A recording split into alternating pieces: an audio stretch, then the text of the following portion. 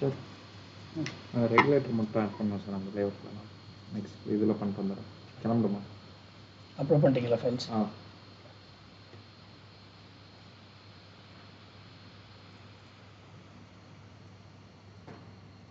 Layout ரெண்டும் தனித்தனியாக போட்டிருக்கேன்.